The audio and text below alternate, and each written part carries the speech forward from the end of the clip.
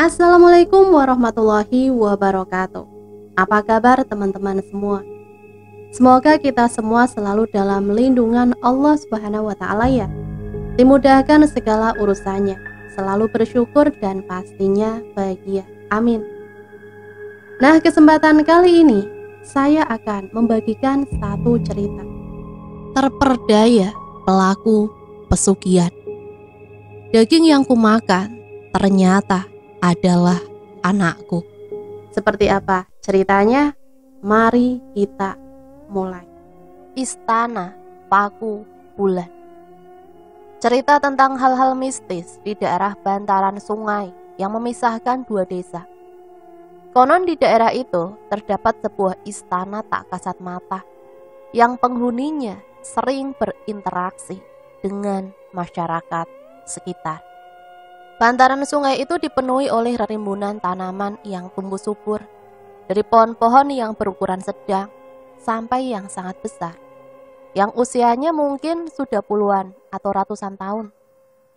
Bagian yang jadi hak milik salah seorang warga, ada juga yang ditanami pohon bambu. Salah satu desa yang berbatasan dengan sungai itu adalah desa kelahiran saya.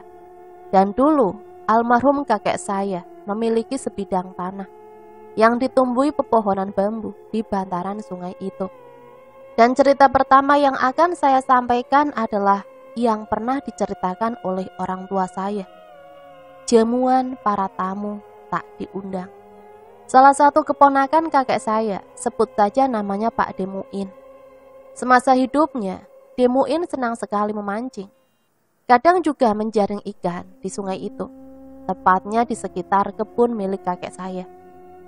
Dulu, sungai di sana masih jernih dan memang dikenal melimpah ikannya. Salah satu jenis ikan yang cukup diburu di sungai itu adalah ikan kakap, yang jarang sekali bisa ditangkap oleh orang sekitar. Hanya beberapa orang yang pernah berhasil menangkap ikan itu. Dari cerita yang saya dengar dari warga sekitar, ikan kakap yang pernah tertangkap berukuran sebesar balita. Namun siapa yang mendapatkan ikan kakap itu harus bersiap mengalami konsekuensi yang tak diharapkan. Dari bermimpi didatangi penunggu di sungai itu, sakit bahkan bisa jadi meninggal kalau sampai memakan ikan yang didapatkan itu. Karena itu siapapun yang mendapat ikan itu pasti akan melepaskannya kembali sebelum ikan itu mati di rumahnya. Sudah ada kejadian yang pernah berhasil menemukan ikan itu dan membawanya pulang. Kabarnya, setelah mendapat ikan itu, malamnya orang itu bermimpi. Didatangi sosok penunggu sungai yang meminta anaknya dibebaskan. Saat terbangun dan ingin membebaskan ikan itu, ikan tersebut sudah terlanjur mati. Alhasil selang beberapa hari kemudian, orang itu dikabarkan terkena penyakit tak wajar dan akhirnya meninggal. Hanya dua jenis ikan yang dianggap tabu oleh warga sekitar sungai. Ikan kakap dan lele yang berasal dari sungai itu. Demuin sering menjaring di sungai itu di malam hari.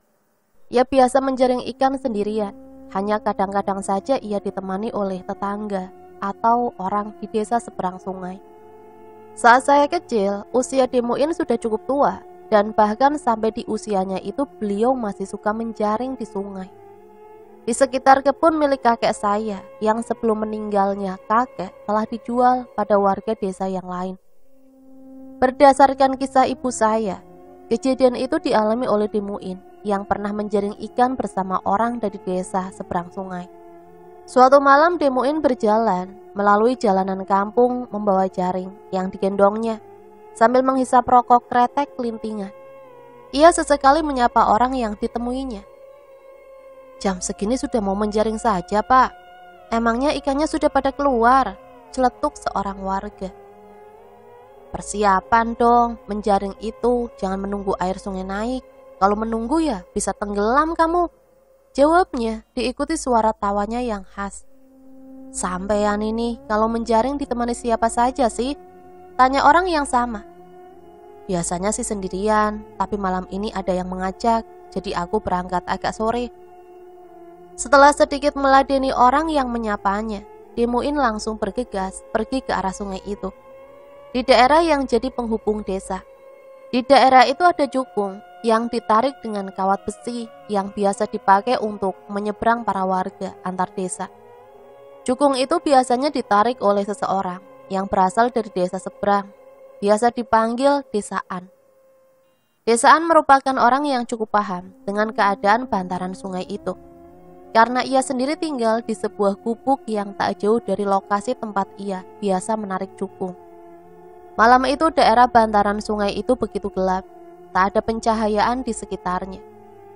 Satu-satunya pencahayaan yang ada hanya dari lampu sentir yang dinyalakan oleh desaan, yang sedang menunggu penumpang jukungnya.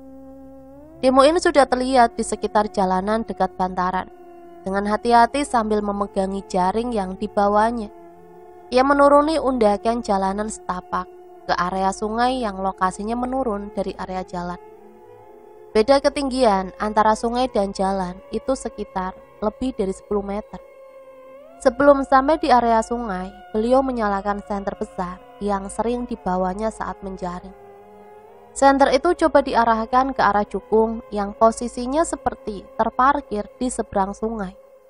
Beliau mencari keberadaan desaan di sekitar sentir yang menyala. Ketemu dan dilihatlah seorang laki-laki tua, berkulit coklat kehitaman, dengan rambut agak gondrong, bersandar di atas jukung sambil menghisap rokoknya. Demuin menepuk tangannya beberapa kali, lalu melambaikan tangannya saat desaan menoleh ke arahnya. "Kesini, aku mau menyeberang." Si penarik jukung itu berdiri dan mulai menarik tali jukung yang terikat antara satu pohon ke area desa kami dan desa seberang. Jukung itu perlahan bergerak mendekat ke arah Demuin yang sudah berada di bibir sungai. "Kamu itu sudah tua, malam-malam tak pakai baju, apa nggak dingin?" Kebiasaan orang itu memang sering tak pakai baju saat menarik jukung. Katanya kalau pakai baju panas. Wajar sih, memperhatikan bahwa pekerjaan itu banyak mengeluarkan tenaga, sampai berkeringat. Air sungai masih mengalir lembut dan tenang malam itu. Di antara kegelapan malam dan suasana bantaran yang sunyi. Saat jukung mulai bergerak menyeberang, sempat terdengar bunyi pohon bergesekan dari arah seberang. Demuin coba mengarahkan cahaya senternya ke arah bunyi gesekan itu. Tiba-tiba ada benda kecil menggelinding. Tak kelihatan bentuknya, namun saat benda itu menyentuh aliran sungai, terdengar bunyi biur yang sempat mengagetkan kedua orang yang ada di atas jukung itu. "Ada yang lewat, Pak, lebih baik pulang atau jangan menjaring," tanya desaan. "Ah, sudah biasa, tak heran aku dengan mereka," sahut Demuin. "Kamu itu seperti tak kenal aku saja. Sudah dari kecil biasa main di sungai ini. Begitu saja takut." "Cuma ngasih tahu, Pak, siapa tahu ada apa-apa." Keduanya sudah paham betul bahwa ada sesuatu yang tak terlihat berada di sekitar area bantaran sungai itu. Dari cerita para sesepuh dan orang-orang yang tempat tinggalnya di sekitar bantaran sungai itu, ada sebuah istana tak terlihat, yang keberadaannya tak diabaikan oleh mereka. Cerita ini disampaikan turun-temurun kepada anak cucu yang akan tinggal di sekitarnya, dengan tujuan agar mereka tidak bertingkah sembarangan yang akan membuat penguasanya marah dan mengganggu warga yang lain. Demuin bersiap turun dari jukung, menurunkan jala miliknya, lalu meninggalkan beberapa linting rokok kretek klinting buatannya. Rokok klinting adalah rokok yang dibuat sendiri oleh penghisapnya. Biasanya hanya membeli tembakau yang kemudian diramu sendiri dengan dicampur ramuan tertentu hasil ekstraksi rempah-rempah dan cengkeh asli. Dinamakan klinting karena memang dilinting atau dibungkus sendiri dengan kertas atau klaras atau kulit jagung. Demuin memberikan rokok klinting buatannya sebagai imbalan. "Suwun ya," celetuknya. "Masih mau di sini apa mau pulang?" "Sebentar lagi juga pulang, Pak. Pastinya Anda juga pulangnya besok," kata desaan. "Yowes, hati-hati ya," seru Demuin dengan diikuti tawa. "Ah, sampeyan itu buat apa menakutiku? Aku kan orang sini," gerutu desaan. Demuin pun pergi menaiki jalanan setapak ke arah desa seberang. Desaan masih terus memandanginya, seakan ia memperhatikan sosok lain yang berjalan di belakang Demuin. Desaan tak mengira malam itu akan terjadi sesuatu pada Demuin yang akan membuat keluarganya panik dan khawatir. Benar saja, keesokan harinya keluarga Demuin benar-benar dibuat kelabakan. Sudah lewat pagi dan siang, Demuin belum juga sampai di rumah. Keluarganya mencari-cari hingga ke desa seberang, namun tak juga menemukan keberadaannya. Tapi hal mengerikan terjadi pada keluarga orang yang pergi bersama Demuin. Sebut saja Lek Tarjo. Rupanya sebelum azan subuh berkumandang, ada kejadian aneh menimpa anak Lek Tarjo yang masih balita. Dari apa yang disampaikan oleh mertua Lek Tarjo, cucunya yang tidur bersama ibunya tiba-tiba meronta-ronta. Tak ada suara tangis, cucunya itu meronta dan membuat ibunya kaget. Karena panik, ibu anak itu memanggil orang tuanya yang tinggal serumah. Namun begitu mereka tiba di kamar, tubuh anak kecil itu sudah bersimbah darah yang keluar dari setiap lubang di tubuhnya. Tubuh anak itu pun telah melemas dengan mata terbuka. Sontak hal itu membuat istri Lek Tarjo berteriak histeris sampai akhirnya tergeletak pingsan di depan jasad anaknya. Begitu juga dengan mertua Lek Tarjo yang langsung berlari keluar dari rumah dan berteriak meminta tolong. Teriakan mertua Lek Tarjo membuat warga kampung kaget dan berdatangan menuju rumahnya. Salah satu yang datang merupakan seorang kiai desa yang saat melihat kondisi anak itu langsung menanyakan keberadaan Lek Tarjo. Ini Pak Tarjonya di mana? Semalam katanya mau mancing Pak Kiai, tak tahu sekarang di mana orangnya. Jawab mertua Lek Tarjo yang masih panik dan menangisi cucunya. Ini pasti ada apa-apa dengan Pak Tarjo. Bapak-bapak, ayo kita cari sama-sama. Beberapa warga laki-laki pun mencoba mencari keberadaan Lek Tarjo di sekitar bantaran sungai itu. Namun sampai matahari muncul pun belum ada yang berhasil menemukan Lek Tarjo. Dan siang itu keluarga Demuin malah datang dan mencari Demuin yang ternyata pergi bersama Lek Tarjo. Demuin dan Lek Tarjo menghilang selama seharian penuh. Dan miris, Lek Tarjo tak sampai menyaksikan anaknya dimakamkan. Kiai desa yang masih menemani keluarga Lek Tarjo lalu mengatakan sesuatu pada kedua keluarga yang kehilangan.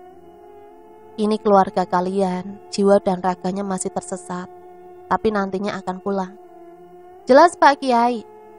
Sayangnya memang ada hal yang sudah terlanjur terjadi. Kalian jangan menyalahkan siapapun perihal anakmu. Mungkin sudah takdirnya keluargamu harus merasakan kehilangan, tapi semoga saja ada hikmahnya. Malam itu pun kedua keluarga mengadakan acara tahlilan yang khususnya untuk mengirim doa untuk anak Lek Tarjo dan keselamatan mereka yang masih menghilang. Keesokan harinya, desaan yang masih sibuk menarik cukung berbicara dengan penumpangnya. Malam itu sebelum menjaring, Pak Muin itu naik cukungku. Tapi setelah turun lalu pergi, memang seperti ada yang mengikuti. Tak lama ada buaya yang muncul, lalu menapok air dengan ekornya. Beberapa warga yang mendengar agak tertegun mendengarnya. Pasalnya mereka tahu bahwa jika buaya penunggu sungai itu sampai keluar, tandanya istana itu sedang kedatangan tamu. Sebenarnya aku mau kasih tahu Demuin, tapi orangnya kutungguin di sini kok tidak kelihatan. Sampai aku berkeliling sekitar sini, tak ketemu. Dan semua orang pun menyadari alasan kenapa kedua orang itu menghilang dan belum kembali. Sore harinya tepat sebelum azan maghrib, dua orang yang dikabarkan hilang muncul dari area bantaran sungai. Demuin terlihat sedang menggerutu dan Lek Tarjo terlihat tak menghiraukannya. Kamu itu kenapa ditawari makan enak kok menolak? Kamu itu sudah kubilangin malah ikutan makan.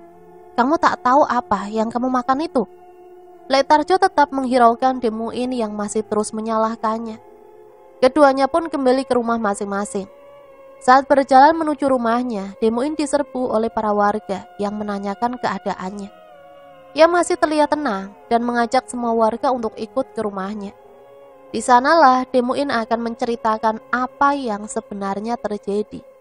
Sedangkan saat Lek Tarjo sampai di area desanya, semua warga pun mengejar dan mengantarkannya pulang. Beberapa warga sampai ada yang berteriak dan histeris melihat Lek Tarjo, seakan mensyukuri Lek Tarjo bisa pulang dengan selamat. "Sing sabar yo Lek, sing sabar," seru orang wanita tua tetangga Lek Tarjo. "Kenapa Bu? Ada apa ini?" "Sudah, ayo pulang dulu." "Anakmu Jo." Ada seorang warga yang berteriak, dan seketika Lek Tarjo langsung berlari menuju rumahnya. Saat mendengar nama anaknya, betapa lulu lantaknya hati Lek Tarjo mendapat kabar bahwa anaknya telah meninggal saat ia pergi. Lek Tarjo tak menyangka hal buruk itu akan menimpanya. Ia sempat tak percaya saat orang-orang mengatakan bahwa ia telah pergi selama hampir 3 hari. Pasalnya menurut Lek Tarjo, ia dan Demuin hanya pergi tidak sampai 1 malam. Lek Tarjo masih belum menyadari penyebab kematian anaknya sampai ia mendengar penjelasan kiai desa itu. Sementara itu, sesampainya Demuin di rumahnya, ia bergegas untuk segera mandi. Menurutnya, hal pertama yang harus ia lakukan adalah mandi wajib untuk menghilangkan segala hadas besar yang entah sengaja atau tak sengaja terbawa di tubuhnya. Ia cukup mengerti kejadian apa yang baru saja ia alami. Sehabis mandi, ia segera menanyakan keadaan putranya yang masih bayi dan bersyukur bahwa tidak terjadi apa-apa saat ia tak di rumah. Untuk itu, ia segera menjalankan sholat disertai sholat gaib untuk siapapun yang menjadi korban atas kejadian itu. Barulah setelah ia selesai sholat dan kemudian menyempatkan diri membaca Al-Quran dan tahlil, ia menemui keluarga dan beberapa tetangga yang datang ke rumahnya. Terjadi pembicaraan yang cukup panjang saat itu, karena Demuin pun akhirnya menceritakan apa yang dialaminya. Malam itu setelah turun dari jukung desaan, Demuin berjalan menuju tempat ia dan Tarjo telah janjian untuk bertemu. Ia berjalan melewati jalan yang masih berupa jalanan setapak, di mana di sekelilingnya masih dipenuhi pepohonan. Dari arah belakangnya sesekali ia dengar ada suara terseret seakan mengikutinya. Untuk itulah ia terus melafalkan ayat kursi selama di jalan. Sampailah ia di tempat Lek Tarjo sudah menunggunya. Saat itu ternyata Lek Tarjo berada di sana bersama seseorang yang baru kali ini dilihatnya. "Kamu sama siapa ini, Jo?" tanya Demuin pada Lek Tarjo yang sepertinya juga belum mengenal orang di sampingnya. "Oh, saya itu orang dari daerah P, Pak. Saya sedang mencari tempat yang alamatnya di sekitaran desa ini. Tapi sepertinya saya kesasar dan bertemu Pak Tarjo ini." "Walah, terus gimana ini, Jo? Kamu jadi ikut jaring gak?" Demuin menanyakan hal itu pada Lek Tarjo, tapi juga menaruh curiga dengan orang asing itu. "Tidak apa-apa, Pak, silakan saja kalau ingin menjaring. Saya juga baru bilang sama Pak Tarjo, kalau diizinkan saya sekalian ikut saja." "Tujuanmu bagaimana? Kok malah ikut menjaring?" Orang itu sedikit bingung memberi jawaban. "Lah gimana ya Pak, saya sudah kemalaman ini. Kalau saya pulang nanti malah saya tak bisa menemukan alamat ini." "Tidak, jangan ikut. Mana alamatnya? Saya antarkan." Orang itu terdiam sejenak, tak tahu harus mengatakan dengan jujur atau harus mencari alasan lain. Namun belum sampai orang itu menjawab, dari belakang Demuin muncul Desaan. Demuin sedikit memperhatikan Desaan. "Kamu mau apa kesini? Katanya mau pulang." Desaan tak menjawab pertanyaan Demuin yang malah mendekati orang itu. "Ini tamunya saudaraku, Pak. Aku disuruh mengantarnya." Demuin masih bingung dengan Desaan. Belum sempat ia mengatakan sesuatu, Desaan langsung menarik dan mengajak pergi orang itu. Awalnya Demuin dan Lek Tarjo sudah bergegas untuk pergi menjaring. Namun tiba-tiba orang itu berteriak memanggil Lek Tarjo dan Demuin. "Pak, tolong Pak!" Lek Tarjo dan Demuin pun bergegas menuju ke arah suara. Saat keduanya sudah di tempat orang itu berada, mereka melihat Desaan sedang ditolong untuk bangun karena terjatuh. "Gimana sih kamu, An? Biasa lewat sini kok jatuh?" gumam Lek Tarjo. Lek Tarjo pun segera membantu Desaan bangun. Demuin tak bergerak dari tempatnya berdiri. Ia masih tetap memperhatikan mereka yang ada di tempat itu. Ia merasa ada keanehan, tapi ia tak tahu harus berbuat apa. Seakan ia menyadari bahwa mereka akan terjebak pada sesuatu peristiwa, dan mereka tak bisa menghindar kecuali ada orang lain yang datang. Demuin terus memikirkan bagaimana caranya mereka keluar dari jebakan ini. Setidaknya bagaimana caranya ia bisa menyelamatkan Lek Tarjo. Bisa saja ia menyelamatkan diri sendiri, tapi bagaimana dengan Lek Tarjo? Ia sudah terlanjur menginjak Oyot Mimang yang akan menyesatkan langkah mereka. Sekalipun mereka berlari dari tempat itu, tak ada pilihan lain selain di antara dua pilihan itu. Ikut kemana desaan pergi membawa mereka, atau melarikan diri dengan resiko tersesat.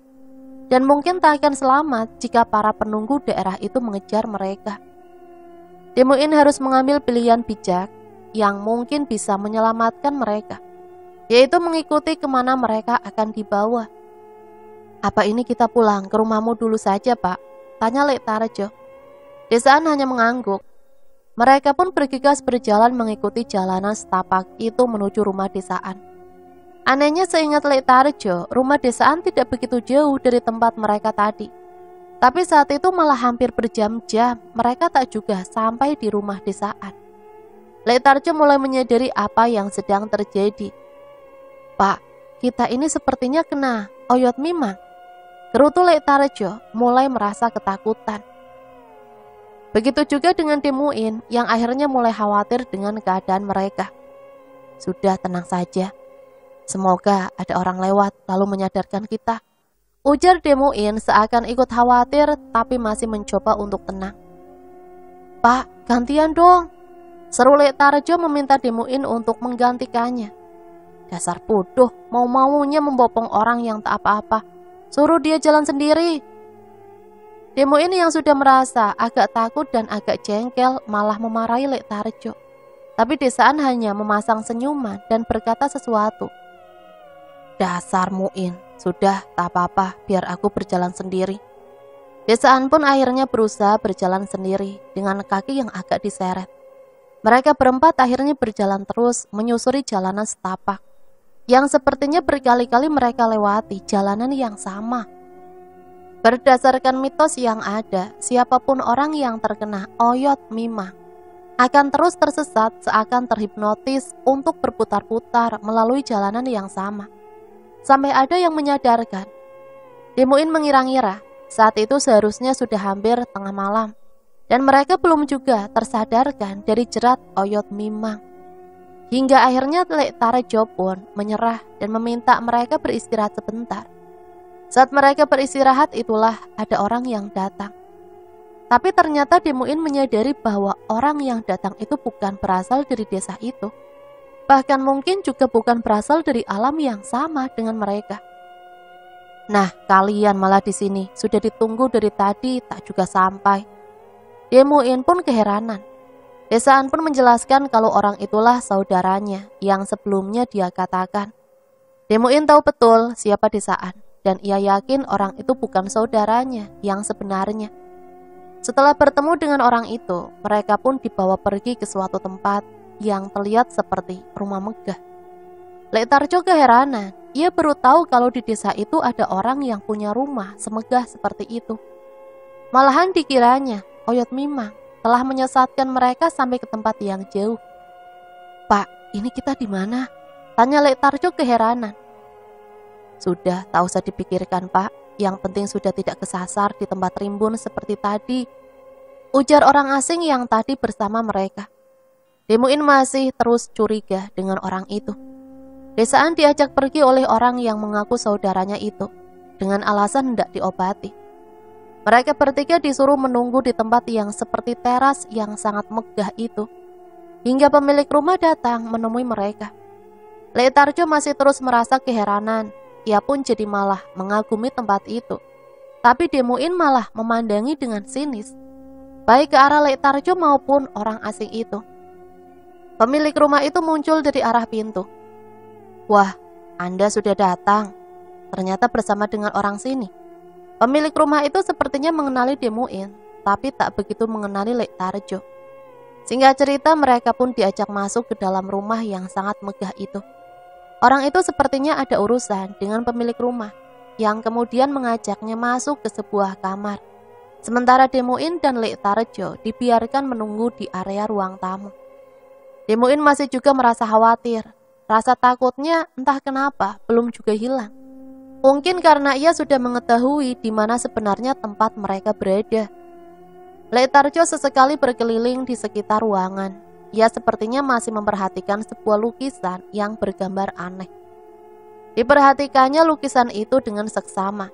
Imajinasinya seakan membuat gambar di lukisan itu terlihat seperti gambar seorang anak kecil. Anehnya, anak kecil yang ada di dalam lukisan itu terlihat sedang menangis. Ia terus memandang keheranan sampai dipanggil oleh Demuin.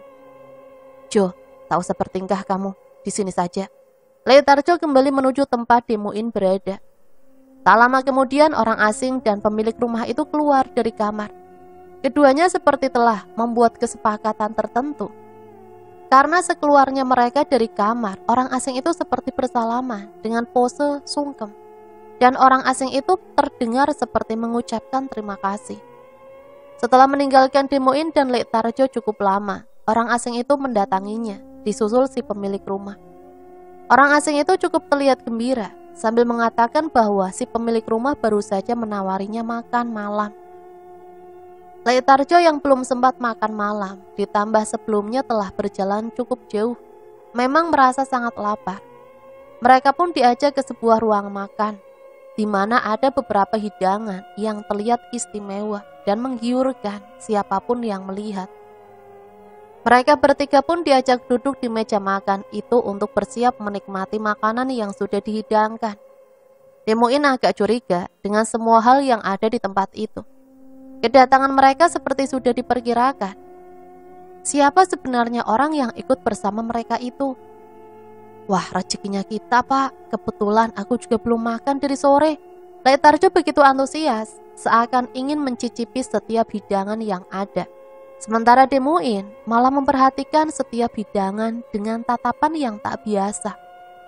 Lek Tarjo mungkin tak menyadari apa yang dilihatnya, tetapi Demuin secara samar dapat melihat apa yang ada di hadapan mereka. Makanan yang ada tak seperti apa yang mereka lihat secara kasat mata. "Jangan dilihat saja, monggo dicicipi," seru pemilik rumah. Demuin sempat mengingatkan Lek Tarjo dengan suara berbisik, namun si pemilik rumah terus mempersilahkan, bahkan agak memaksa mereka. Orang yang tadi ikut bersama dengan mereka sudah mulai mengambil beberapa makanan. Sepiring nasi telah ia ambil dan seonggok daging ayam dengan bagian yang masih lengkap diambilnya dari bejana yang masih penuh dengan sajian daging yang menggiurkan. Dari gelagatnya, Lek Tarjo hampir ikut mengambil hidangan yang sama dengan orang itu. Sedangkan Demuin terus mengingatkannya berkali-kali dengan suara lirih. Dua orang itu sudah mengambil hidangan masing-masing, sementara Demuin tak mengambil apapun dan terus beralasan saat dipersilahkan. Seketika Demuin terlihat begitu ketakutan saat melihat hidangan yang telah mereka ambil dan siap disantap. Bukan lagi terlihat sebagai daging ayam. Apa yang ada di hadapan kedua orang itu, menurut apa yang dilihat Demuin, telah berubah menjadi seonggok daging anak manusia yang kepalanya utuh. Demuin hanya beristighfar dan sangat meyakini di mana sebenarnya mereka berada. Lek Tarjo terlihat cukup lahap menyantap makanannya. Begitu pula dengan orang yang duduk di sampingnya. Keduanya seakan menikmati daging ayam yang dimakannya. "Kamu tidak ikut makan, rugi, Pak. Enak sekali." "Astagfirullah," gumam Demuin. Si pemilik rumah tak menghiraukan Demuin yang hanya memperhatikan kedua orang di sampingnya.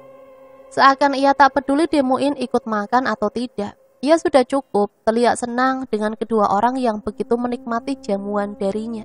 Orang di samping Lek Tarjo hampir menghabiskan sisa makanannya. Sedangkan Lek Tarjo sudah mulai merasa kekenyangan, meski makanan yang disantapnya belum habis. Ia seakan tak sanggup menghabiskan sisa makanannya.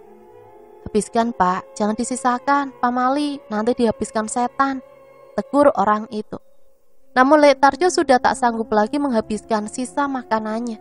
sehingga tubuhnya seakan tak bisa untuk berdiri. Ia menyandarkan tubuhnya di senderan kursi sambil memegang perutnya. Tarjo, Tarjo, dibilangin jangan ikut makan malah nekat, ucap Demuin dalam hati.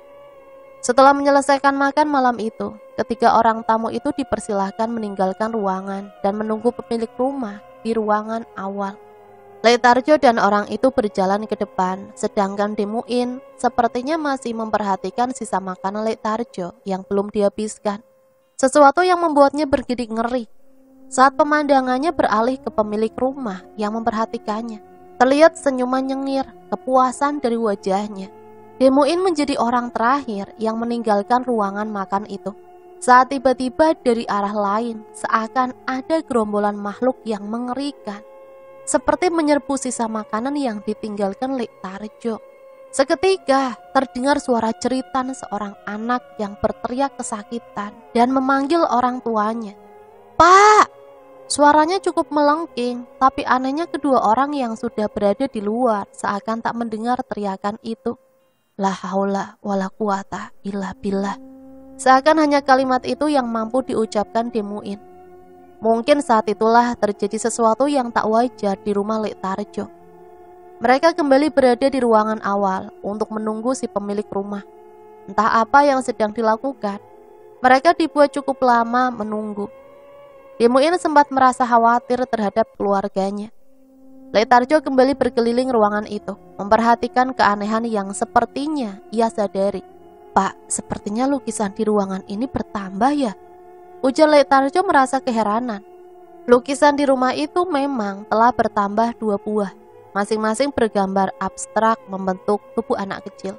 Tarjo mengamati satu lukisan yang baru dilihatnya, bergambar seperti tubuh anak kecil yang cacat, dengan bentuk fisik yang tak sempurna. Sedangkan lukisan yang satunya diamati seperti membentuk wajah anaknya. Belum sempat ia mengamati lukisan itu dengan jelas, tiba-tiba si pemilik rumah itu datang menemui mereka dengan raut wajah yang agak berbeda dari sebelumnya. Ia memanggil dan membentak seseorang yang tadi bersama Demuin dan Tarjo ke tempat itu. "Sembarangan kamu, barang jelek dibawa masuk ke rumah ini. Barangmu tidak saya terima. Pilih kamu bawa pulang lagi atau ganti rugi." Dan terjadi pertengkaran di ruangan itu, yang membuat Demuin dan Tarjo merasa ketakutan. Pasalnya mereka tak benar-benar memahami apa yang sedang diributkan oleh kedua orang yang awalnya dikira saling mengenal itu. Pertengkaran itu akhirnya berniat diselesaikan di ruangan lain. Pemilik rumah mengingatkan Tarjo dan Demuin untuk tetap berada di ruangan itu dan tidak coba menyentuh atau mengusik benda apapun yang ada. Tarjo dan Demuin hanya menurut dengan tingkah yang agak ketakutan. "Bagaimana ini Jo, kok jadi seperti ini?" gumam Demuin. "Gara-gara kamu ikut-ikutan orang itu ke sini, kita jadi terbawa urusan yang tak jelas." Nampaknya Tarjo sudah merasa lebih tenang dari sebelumnya dan hanya menanggapi Demuin dengan santai. "Tak apalah Pak, aku tak ikut campur dengan urusan orang itu. Yang penting aku sudah ikut makan, sudah kenyang." Kedua orang itu pun tetap menunggu di tempat itu, hingga pada akhirnya ada seseorang yang datang menyusul mereka. Tarjo agak mengenali orang yang datang. Ia nampak diantar oleh seseorang yang sebelumnya bersama desaan. Orang itu meminta pengantarnya untuk menyampaikan maksud kedatangannya pada pemilik rumah. Setelah si pengantar masuk, orang itu menemui Tarjo dan Demuin yang akhirnya merasa lega. Tarjo yang mengenali orang itu menyalaminya saat telah berada di depannya. "Ada urusan apa Pak? Anda kok bisa ke sini?" "Tak ada apa-apa Pak, saya hanya ingin menyusul kalian. Sepertinya kalian sudah dicari keluarga kalian." Tak lama kemudian si pengantar tadi kembali bersama pemilik rumah. Pemilik rumah itu seperti sudah reda dari emosinya, lalu menyambut kedatangan orang yang sepertinya berasal dari desa yang sama dengan Tarjo. "Permisi, kalau diizinkan saya ingin berbicara dengan Anda." "Iya, boleh, silakan masuk." Pemilik rumah mempersilahkan orang itu masuk ke dalam ruangan lain di rumah itu sebelum meninggalkan Tarjo dan Demuin. Orang itu berpesan nantinya setelah ia menemui pemilik rumah, mereka mungkin akan diperbolehkan untuk meninggalkan tempat itu. Tarjo dan Demuin pun mengiyakan isyarat yang diberikannya. Demuin sudah bisa merasa lega karena sudah ada seseorang yang bisa diharapkan untuk menyelamatkan mereka dari tempat itu. Dan benar saja, tak lama kemudian orang itu kembali tanpa disertai pemilik rumah. Kalian berdua, silahkan pulang duluan. Saya masih ada urusan di sini. Nanti kalau sudah keluar dari sini, lebih baik kalian langsung pulang ke rumah masing-masing. Jangan mampir. Pesan orang itu. Letarjo dan Demuin mengiyakan pesan dari orang itu dan langsung pamit dan berterima kasih pada orang itu. Dan setelah keduanya pergi, orang itu kembali menemui pemilik rumah. Begitulah cerita yang disampaikan oleh Demuin kepada pihak keluarganya dan para warga desa yang datang ke rumahnya. Sampai dengan tahlilan 7 hari meninggalnya anak Letarjo, Demuin ikut datang ke rumahnya di desa seberang. Di sana Demuin pun menyampaikan cerita yang sama pada Letarjo dan keluarganya. Demuin menjelaskan, sejak awal bertemu dengan orang asing yang ditemui dengan Letarjo, Demuin sudah mencurigai gelagat orang itu. Lalu saat mereka ditemui oleh desaan, Demuin pun sudah tahu bahwa bukan desaan yang mendatangi mereka. Sosok yang menyerupai menjadi desaan adalah salah satu pengantar dari istana tak kasat mata yang tersembunyi di suatu tempat di sekitar bantaran sungai.